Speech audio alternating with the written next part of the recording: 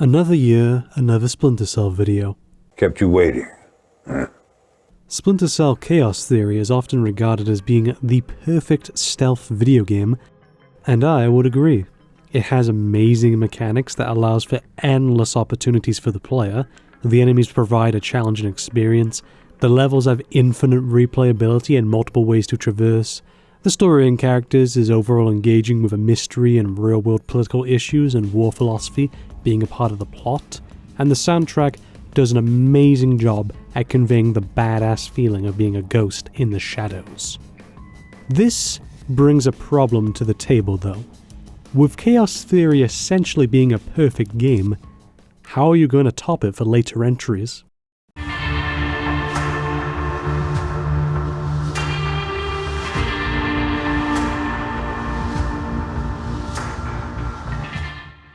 Splinter Cell Double Agent released in 2006 to mixed reception, which is odd considering how flattering the acclaim for the previous title was. You see, Double Agent was the first game in the series to be made for the 7th generation of consoles, and it is the only game in the series to be cross-generational. There is also the fact that there are two completely different versions of the game. Version 1 is the Xbox 360, PlayStation 3 and PC release of the game and was developed by Ubisoft Shanghai, the developers of Splinter Cell Pandora Tomorrow. Version 2 is the original Xbox, PlayStation 2, GameCube and Wii versions, and it was developed by Ubisoft Montreal, the developers of the original Splinter Cell and Chaos Theory.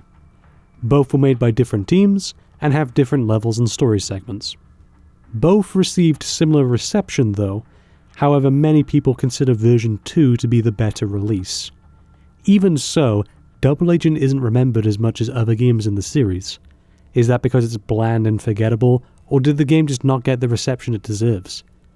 Double Agent introduced a lot of unique ideas to the series, but are they enough to make a lasting impression? In order to answer this, I will be covering both versions of the game at the same time. Things may get a bit complicated when talking about both versions, so to help, I will put some text at the bottom left of the screen saying which version I'm talking about. Without any further ado, it's time to take a deep dive into the follow-up to one of my personal favourite video games of all time.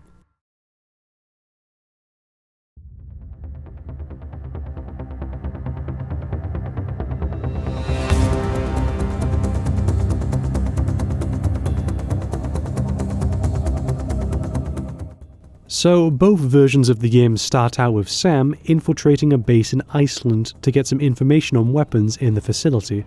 It's your typical introduction to a Splinter Cell game. Though, this time, Sam is accompanied by another Splinter Cell. In version 1, you're with a man named John Hodge. In version 2, you're with Hisham Hanza. Not that it really matters. Gameplay-wise, version 2 mostly plays and feels similar to Chaos Theory. The only substantial difference is the heads-up display. It's not terrible, but I prefer the HUD in the first 3 games since it's easier to read with a quick glance. The light meter is now a circle which is harder to grasp in the moment than a linear bar, but otherwise the menus and how you interact with objects and characters is pretty much the same as Chaos Theory. It was designed by the same team after all. Version 1 is odd in terms of user interface. Back in the early days of the 7th generation, and something that persists to this day, is that games started to do away with traditional heads-up display elements and instead incorporate them into the game world in order to feel more immersive. One of the best examples I can think of is Dead Space. All of the HUD elements are a part of Isaac Clarke's character model. His health, inventory, ammo counter, and all that are all 3D objects in the world. This worked for Dead Space, considering that it's a survival horror game, and one of the most important aspects of a horror game is atmosphere. So eliminating more gamey elements makes more sense. Version 1 of Double Agent tries to do the same thing.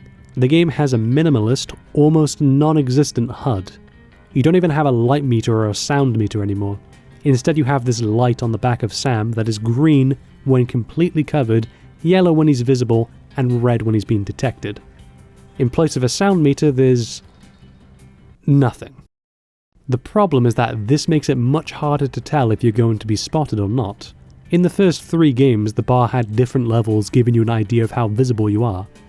For example, in Chaos Theory, bar 1 means you're completely invisible unless an enemy bumps into you. Bar 2 means that you're still hidden, but enemies within close range will be able to see you. Bar 3 means that you'll only be hidden to guards a fair distance away, and bar 4 means you're a Christmas tree and anyone can see you at any time.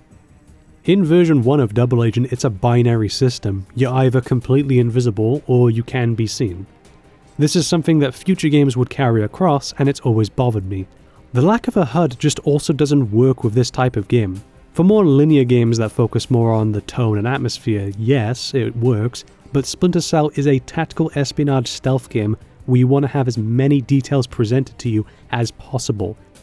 So limiting what the player can see on the screen for the sake of immersion is a bad move. In fact, I'd say it's less immersive. I feel someone like Sam Fisher would like to have as many elements displayed to him as possible, and thus I feel more like Sam Fisher when I have those elements. During story sections, this isn't an issue, but during gameplay, I should be able to have basic knowledge of how visible I am or how much noise I'm making. So in terms of user interface, both games are a step down from previous entries, but version 1 is a bigger step down. At least you can swim now though in version 1. Though to be honest, swimming doesn't add much to the game. There is only one level where it is used in a creative and interesting way, but it's still a nice addition nonetheless, though version 2 doesn't carry this across, unfortunately. In terms of level design, both versions have a pretty decent first level. You have plenty of opportunities to utilize the gadgets and weapons given to you. There's always at least 2 different ways to progress through each area, and the level itself can be made easier or harder depending on how much you explore it. And the movement mechanics of Sam are put to great use here. One issue I have with version 2 though is that the alarm system is mostly useless. Nothing big of consequence happens if you get detected by a camera or a laser or really anything. The game will set up a few more defenses, but nothing that becomes unmanageable or really incentivizes me not to get caught. So I stopped caring about what alert level I was at.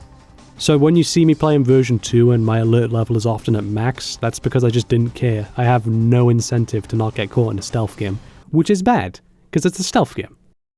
The only real consequence of getting caught in version 2 is when you're detected by enemies, since they can actually put out punishment towards you. But just walking past a laser or being seen by a camera and saying alert level raised and then not having any consequences follow because of that is just stupid. If the enemy started wearing body armor or helmets so I couldn't headshot them, that would give me incentive not to get caught, but nothing changes. The version 1 mission is shorter than the version 2 mission, meaning that you don't get as many things to do in the level, but it's still a very solid way to start the game. Plus, in terms of soundtrack, the stealth tracks in both versions are very solid.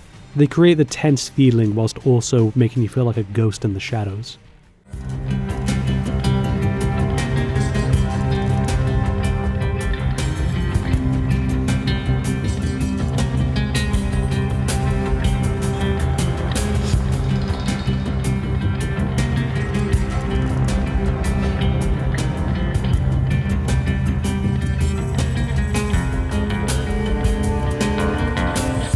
In version 1, John dies and Sam has to stop missiles from firing before then getting extracted by Lambert.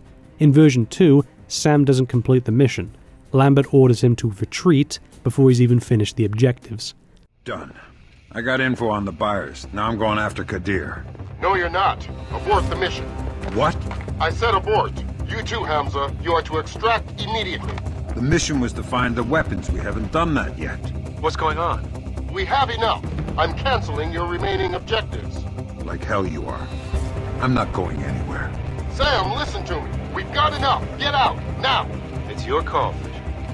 I'll stay if you do. Listen carefully, both of you. I have other Splinter Cells on standby, and I just activated them. Their mission is to destroy the foundry and everything in it, so you better clear out. You're testing my patience, Lambert. Believe me, Sam, I wouldn't be doing this if I didn't have a good reason. Something's happened. What? It's your daughter. The chopper's on its way. Lambert out. Sam then gets on board the helicopter and is told that his daughter has died. I broke the news when I pulled him out of Iceland. He didn't take it well. Nobody would. losing their own flesh and blood. And he'd never be the same again.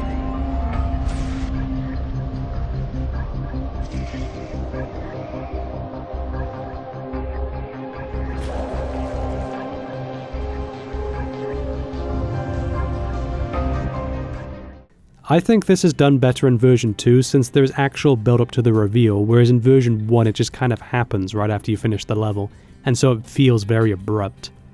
Also in version 2, this mission in Iceland actually ties into the plot later into the game with the JBA and the main villain, whereas in version 1 it's just a tutorial level and it has no significance on the plot. Anyway, Sarah's death leads Sam into a spiral of depression.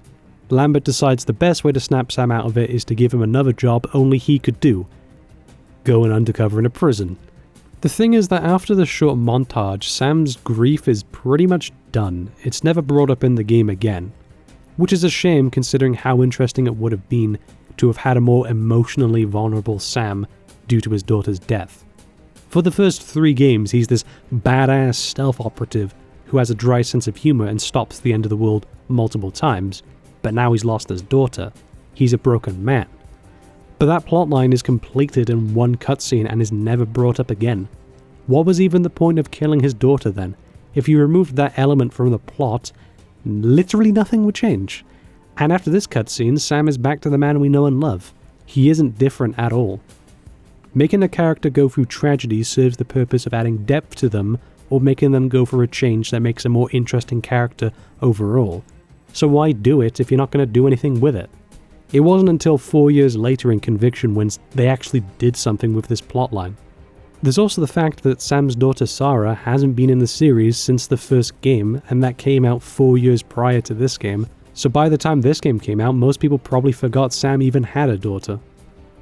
So yeah, killing off Sam's daughter is a pointless and disappointing plot point and not exactly a great way to start the story of the game.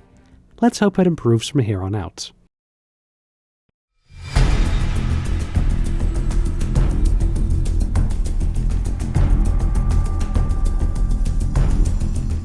So Sam is in prison and becomes friends with Jamie Washington, who works for the JBA, and both of them plan to escape, with Jamie offering Sam a job at the JBA. JBA standing for John Brown's Army, which is based on John Brown. The first thing I noticed when playing version 1 was this Alice in Wonderland poster. I'm sick and tired of movies and video games referencing Alice in Wonderland or using quotes from that book to sound deep. Please stop doing it. In terms of the escape itself, I prefer the way it's done in version 2. In version 2 you spend a bit more time with Jamie than you do in version 1. You even get to make a choice that will make him like you more or less. It also shows Sam's and Jamie's breakout plan to be a little bit more thought out than in version 1. In version 1, the riot at the prison begins pretty much the moment the level starts, whereas in version 2 you do get a little recon before starting the riot. You also get to talk to Lambert, and he gives you your objectives. Lambert tells you that even though you're going undercover, you shouldn't kill anyone. Now you can still kill people in the game, but you'll lose trust from the NSA. But killing people will maintain your cover. I'll explain the trust mechanic in a little bit. Basically, this mission in version 2 has a little bit more meat on its bones. In terms of level design, both levels are on par with each other. You don't get any weapons in this level apart from the very end of version 1, so for the most part the only way to take out guards is close quarters takedowns. There's plenty of dark areas to cover you, but due to you being more vulnerable and guards being everywhere, it can be a challenge. Though you do get plenty of movement options. In both versions you also have to save Jamie, but I think it's done better in version 2. In version 1 it's just a quick moment that is over and done with in 30 seconds, whereas in version 2 there's a whole section dedicated to it. You spend more time with Jamie in general in this version, and it helps flesh out his relationship with Sam a bit more than in version 1. Get off him, now! Wait your turn, Fisher! There's enough beatings to go around. I always cut in line. And there are some more sections where you and Jamie have to work together. It feels like a genuine prison escape between two prisoners that was planned and thought out to some extent. Whereas in version 1 it just feels like Sam and Jamie got lucky. Overall, I'd say both versions of the mission are pretty solid, but version 2 is the clear winner here. Has more pre-planning and more time to establish the characters and the situation, the level is longer, and thus you get more opportunities for stealth combat, and there is more variety of things you do. The soundtrack for this level is different from the last one. It's less pronounced and is more toned down in intensity, which fits because even though there's a prison riot going on, Sam and Jamie are taking a more quiet approach to the situation.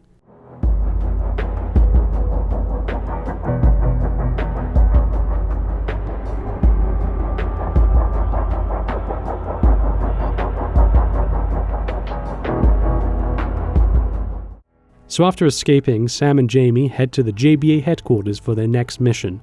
In version 1, they escape using a news helicopter, but in version 2, they just escape on foot. Though this does play into the narrative soon.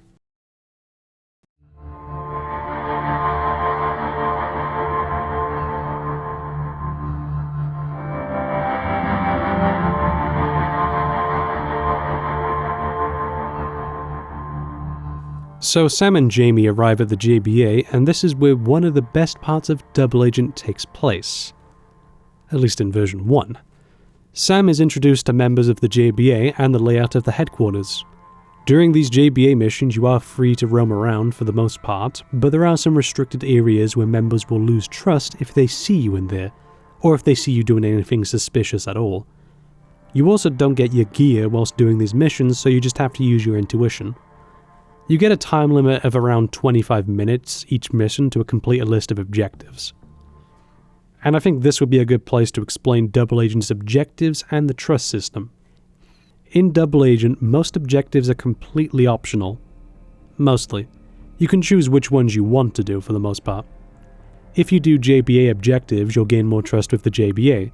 If you do NSA objectives, you'll gain more trust with the NSA. If you lose too much trust with either one, then the game ends. Also, some objectives will have you gain trust from one and lose trust from the other. I like this system since it makes Double Agent stand out from any other game in the series, since you can tackle whatever objectives you want for the most part, and it makes the game super replayable. In fact, different cutscenes and story segments can happen depending on your choices, and sometimes you'll be forced to make choices you don't want to do for the sake of the mission, just like Sam would.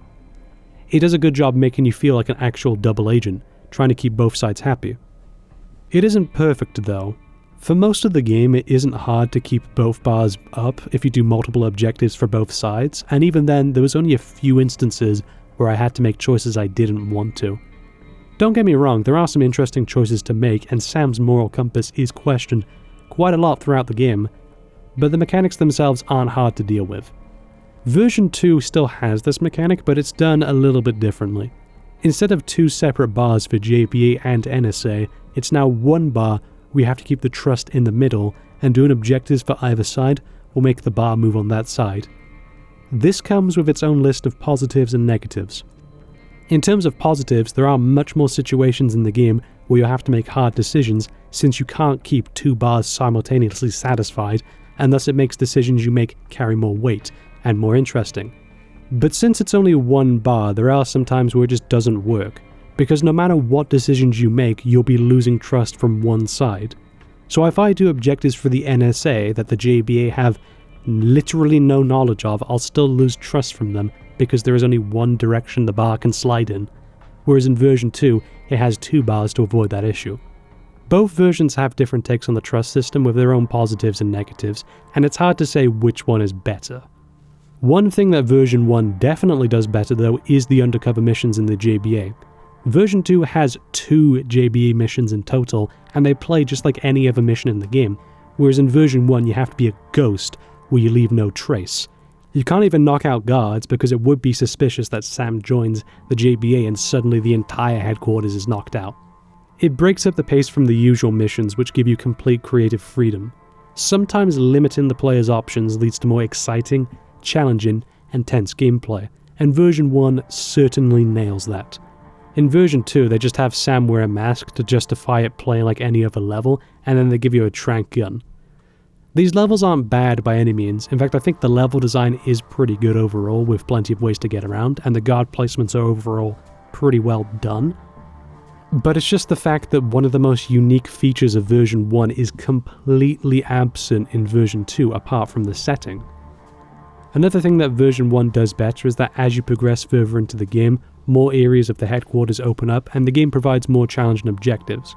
Sometimes objectives will tie into each other, such as getting voice ID to access restricted areas. Version 1 also has this scene where Sam is told to shoot the pilot of the helicopter that he and Jamie escaped in. Sam Fisher, glad you're here. I was getting a little tired. I'd like you to meet Cole Yeager. You might recognize him as the pilot from the news helicopter that Jamie was stupid enough to bring here.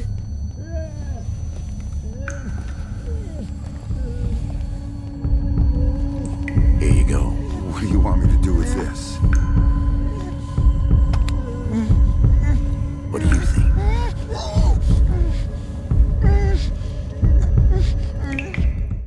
You can not shoot him, but your trust goes down considerably. It is a pretty unsettling scene, and no matter what choice you make, you'll feel conflicted about it. Plus, the soundtrack during these levels has an ominous vibe to make sneaking around the JBA more tense than any other part of the game.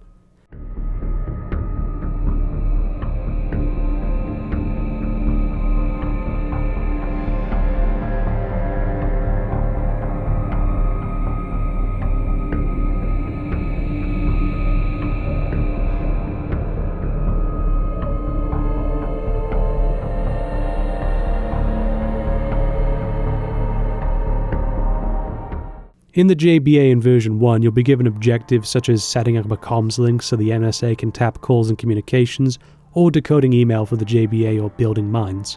Other times you'll have to sneak through areas with a lot of guys that can spot you at any time. You can just wait the 25 minutes out if you want, but doing so could make you lose trust, which isn't helpful. Also, it's explained here that the reason you still get your usual equipment in the game is because Lambert is posing as an arms dealer to the JBA who sells Sam his gear. Overall, the JBA missions are really well done and one of the best parts of the game. The trust system isn't flawless in either version, but both do a good enough job at making you feel like an undercover agent.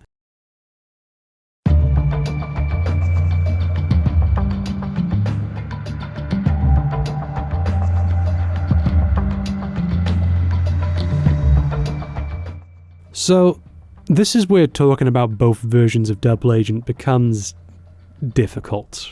For the first 3 missions, both of them follow the same track: Iceland, prison, JBA.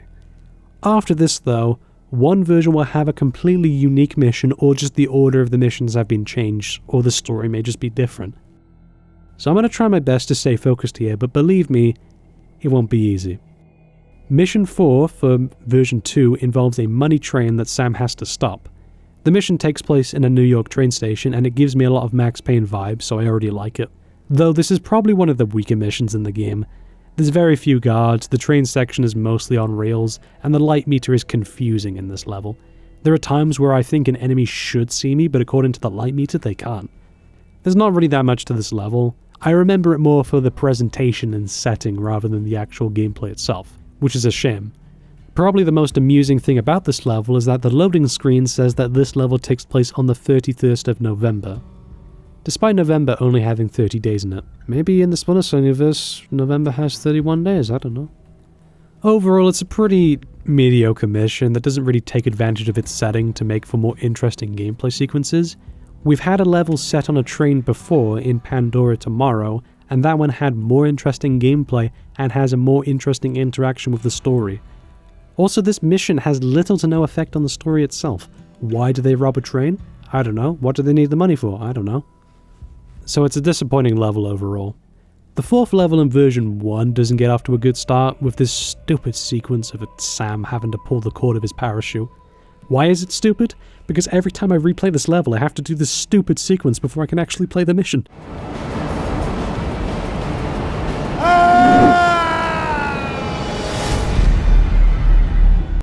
From here on out though, the mission is pretty solid. Sam's objective is to infiltrate the Occurt's ship and take down the captain so the JBA can gain full control of the ship, which they can use to transport bombs. I like the winter setting, and this level does actually take advantage of the swimmer mechanics to some degree, giving it a more unique feel. Guard placements are done well overall. It's not obnoxious to the point where you need to inch your way forward to make any progress, but you still need to plan ahead before making any movement. The ship itself is small, but there are a lot of mobility options to move around. However, this comes with more sightlines for the enemies to see you. It's a pretty fair challenge. The ship itself isn't as expansive as the ship level from Chaos Theory, but it doesn't really need to be. The entire level in that game took place on the ship, whereas the ship in this level is just the final section, and it's fleshed out enough to allow for replayability and experimentation. Generally, the best levels in the Splinter Cell series tend to be the ones that play like a sandbox where you have endless ways to progress, take out guards, and complete objectives, but you also have a good amount of challenge in guard placements, camera placements, light sources, and just the general level design to provide a worthy challenge. This is certainly one of those levels, and it is top-notch overall.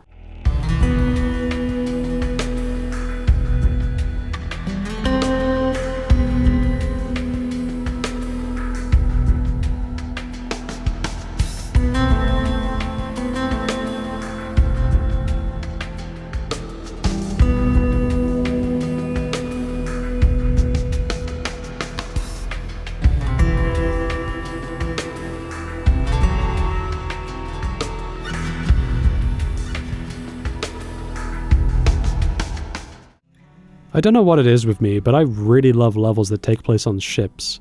Something about the setting of being trapped 360 degrees by an ocean with no way to retreat makes progressing deeper into the structure more tense.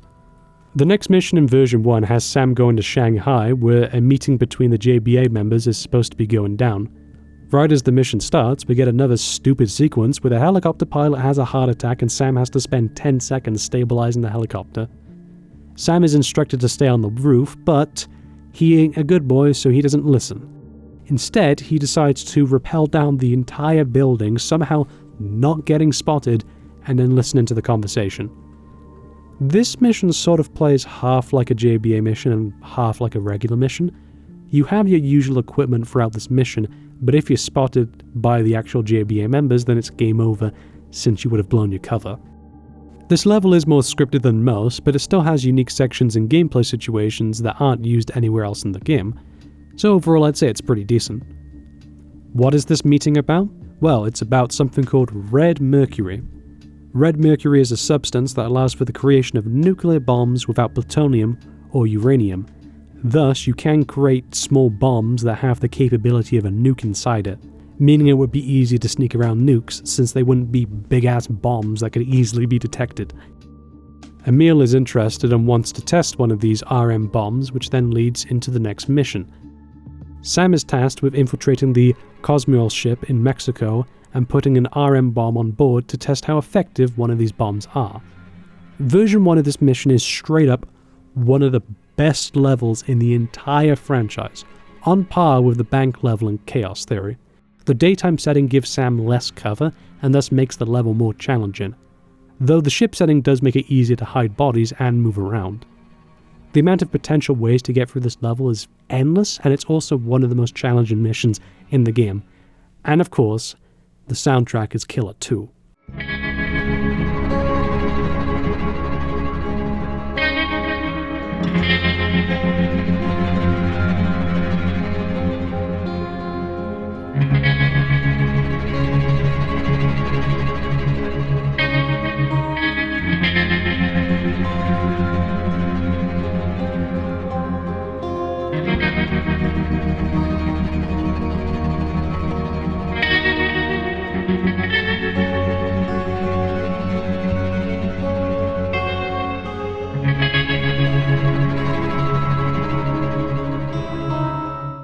Unfortunately, version 2's variation on this mission is nowhere near as good. The mission takes place at night, not only removing the atmosphere and some of the challenge from the previous level, but there's nowhere near as many unique stealth encounters here. There is this one room that is pretty good, but apart from that, the mission is just kind of underwhelming. I understand it's on weaker hardware, but Chaos Theory had a ship level that was just as complex, if not more complex, than the one in version 1 of Double Agent. So hardware isn't an excuse. Both of these games were released on 6th gen. You get the choice to either disarm the bomb or let it blow, which will heavily impact your trust with either side. In both versions, I decided to disarm it, and I got different results. In version 2, Emil gave Sam and Enrica, Sam's assistant throughout the mission, a beating, and then let them go.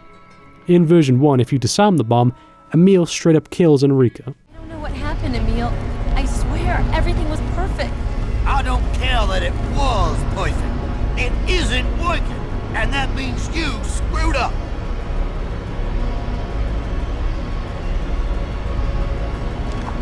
I think you're clear on this, Fisher. There's plenty of blame to go around. Now get out of my sight.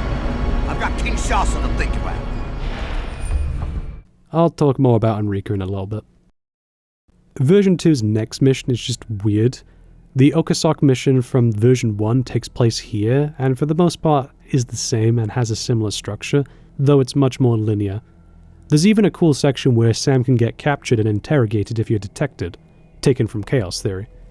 There's even this section near the end where the captain of the ship sets some bombs for you to disarm before you face him. It's a pretty good mission and offers far more variety than the previous two did, though it is odd that the order of the missions are different for both versions. Thankfully, this is where both versions start to get back on the same track, and thus it makes it a bit easier to talk about them.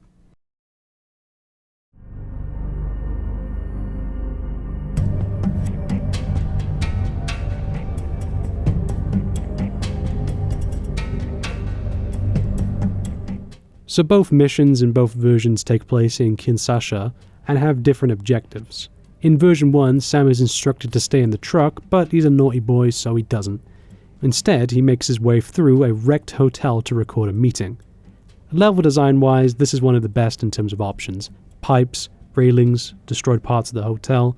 There's a lot of objects that provide different ways to get to the top, and the more close quarters nature of the hotel makes getting spotted really easy. To be honest though, I am disappointed that this hotel section doesn't go on for longer. Not only is the setting very atmospheric, but there's barely any shadows, forcing the player to focus more on line of sight, rather than darkness as a way to hide. It's also a shame because everything after this hotel part of the level sucks, but I'll get to that in a bit. In version 2, Emil suspects that the people who he's negotiating with are secretly against him, and thus Sam has to look for evidence whilst Emil holds a meeting. Turns out they are against him. Shocker. The hotel section goes on for longer than in version 1, but you don't have most of your gear and the level progression isn't nearly as complex. However, I do prefer version 2's variation on this mission because after the hotel, version 1 just has you run through homes and villages whilst guys shoot at you and you shoot at them. Splinter Cell's mechanics are built for stealth, not high-octane action, so it just feels very clunky and unresponsive when put into a situation like this. Taking the mechanics of a game that is built around a methodical and smooth approach and then making a third-person shooter section just doesn't really work. In both versions, Sam is ordered by Emil to kill Hisham, who Emil suspects is a traitor, which he is since he works for the CIA. In version 1 you can either snipe him or snipe the guy trying to kill him, whereas in version 2 it's a bit more up close and personal. During my playthrough of version 2 I decided to kill Hisham and I lost so much NSA trust that the game gave me a time limit to contact the NSA before it was game over. Contrastingly, I decided to save him during my version 1 playthrough, and it led to one of Sam Fisher's best lines. Listen, before we go in there, I just want to say thanks again. Not necessary. Yeah, well, good luck, Fisher. Sam, we've got the frequency of those C4 detonators. Get the hell away from the palace, now! Emil, Fisher, where the hell have you been? dealing with your problem. You've killed Hisham? Not yet. Then what the hell are you... Now I've killed him. A man after my own heart. Sam is the best man. He still has the same wit and charm from the previous games, and I love it. Also, the music during this level is very distinct and fits the atmosphere very well.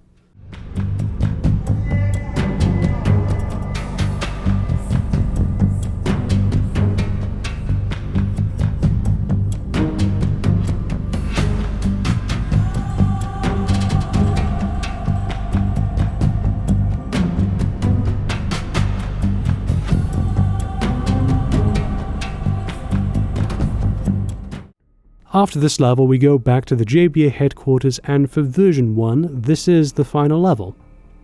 Kinda. Lambert has been captured by the JBA, and Sam is given orders to execute him.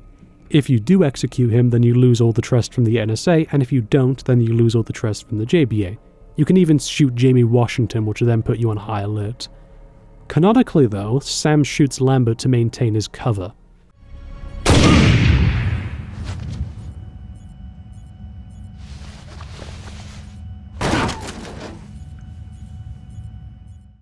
Yes, this character, who has worked with Sam, helped him save the world multiple times, and is also his best friend, Sam shoots him. This took me some time to process. I don't like this, and it doesn't make much sense for Sam. Canonically, he saves Hisham, but he shoots Lambert. He saves some random guy from the CIA, but kills his best friend. What? That's very out of character, and it's unbelievable. Sam would not shoot Lambert. No. Sam then progresses through the JBA headquarters, going deeper to stop the Red Mercury bomb and taking out all JBA members. Which is cool because you get all of your equipment to play with in the JBA headquarters, and it's one of the best designed levels in the series with how packed and dense it is. You can even get some unique dialogue if you interrogate the characters before killing them. Sam then stops the bomb and the game ends. It's that abrupt.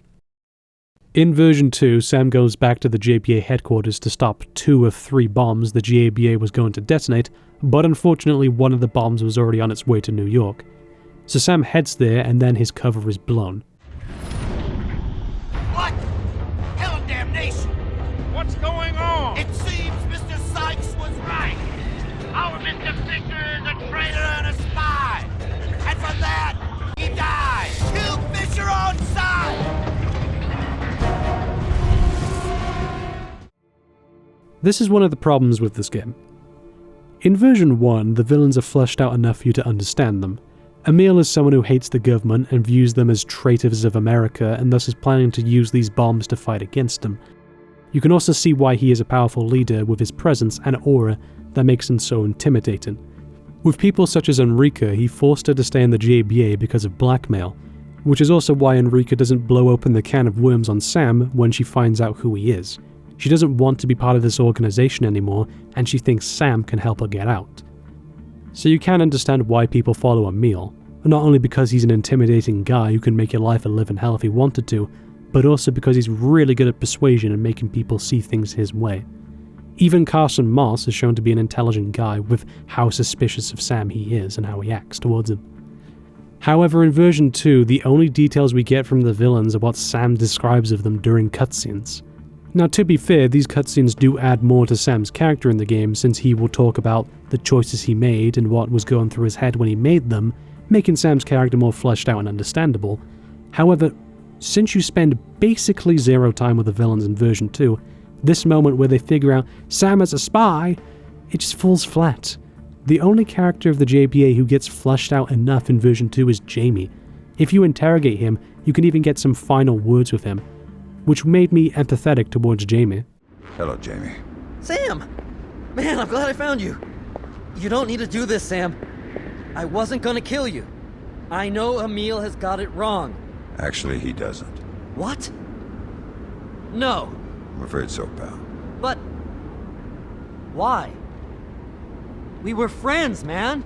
I'll let you think that. You're lying, Sam. I know you. We bled together, man. You don't know me, Jamie. You never did.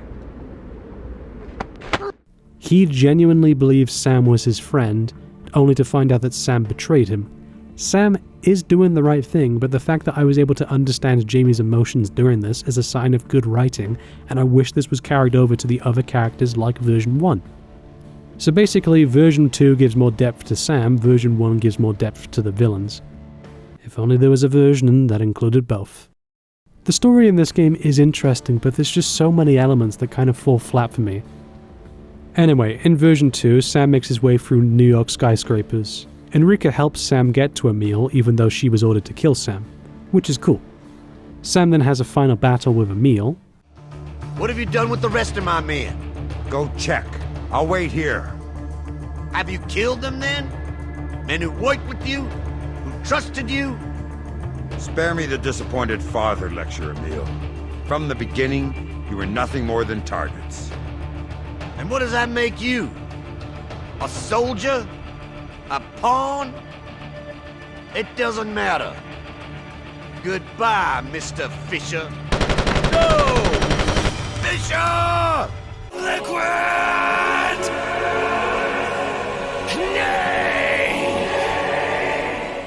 And he beats him. And then a Splinter Cell agent comes out of nowhere and kills Enrica. Sam then kills that Splinter Cell agent who was just doing his job before going rogue and leaving the NSA. And that's where version 2 ends. Apparently, in version 2, Sam fell madly in love with Enrica, which was never established, and were planning to start a new life together once this operation was over, and that's why Sam is so angry at her death. Having Sam kill the Splinter Cell agent is just stupid. Sam is no stranger to killing, but whenever he kills someone it always is for the greater good, or it's at least something he just thought out and processed before doing so. If Sam and Enrica's relationship was established at all, I could have maybe seen this character change, especially considering he would have lost 2 loved ones over the course of 1 game.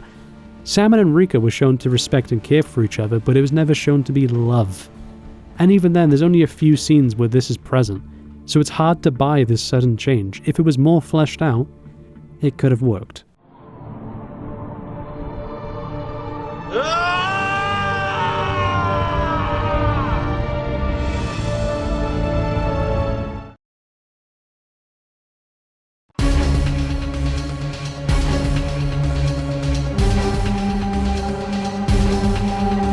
So I was lying when I said that was the end of version 1. In version 1 you have 3 different endings that can happen depending on your choices and trust. One of them has Sam get caught by SWAT teams before escaping with a smoke grenade, one of them has Sam get arrested and escape prison again, and one of them includes an extra level where Sam uses a SWAT team uniform to sneak out and then heads to a boat near the Statue of Liberty where he disarms the last bomb, and then the game says, "To be continued," which wouldn't happen for another 4 years.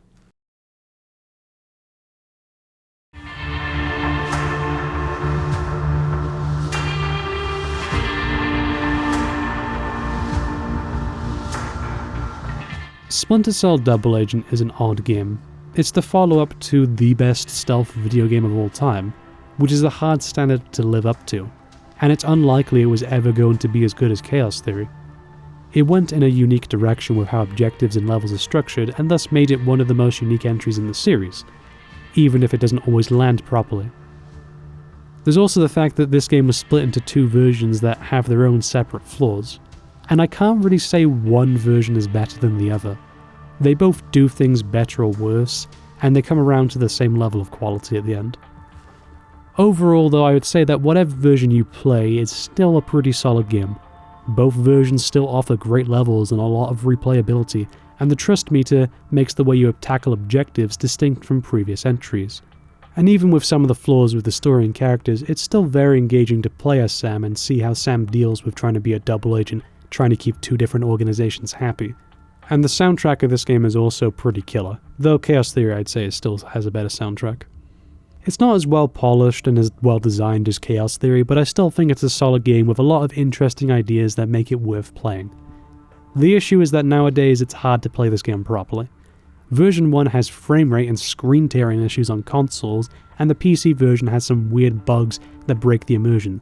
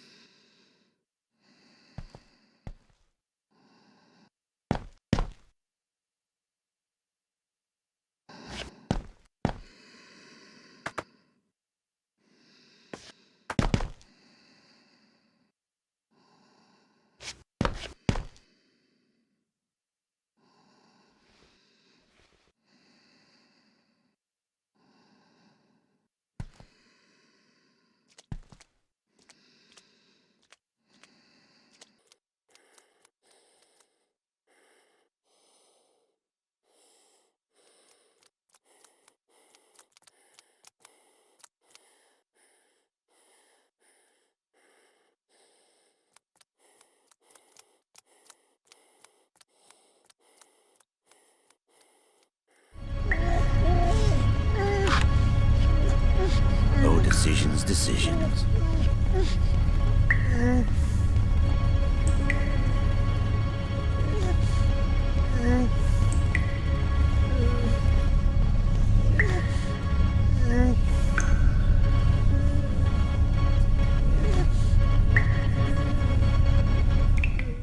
The game will also often crash without patches. And let's say you wanted to go and play version 2, you would either have to own one of those consoles, or if you wanted to emulate it, every emulator with this game has issues. I used the Dolphin emulator and played the GameCube version, and for the most part it was fine, but there were a lot of times where the frame rate and audio had a ton of issues. So what's the next step? Last time we grabbed the walkie-talkie. Where to this time? I'm going back to the guard booth. What's the point of having only one walkie-talkie? We each need one in case we get separated during the escape. Still got the lockpick? Yep. Good. Let me give you a boost. There's no real good way to play Double Agent anymore, and thus it's one of the harder games to go back to, which is a shame. But if you do manage to play it, you'll have a very special experience that none of the other games in the franchise will offer. Even if it trips and falls sometimes, it still makes the landing, for the most part.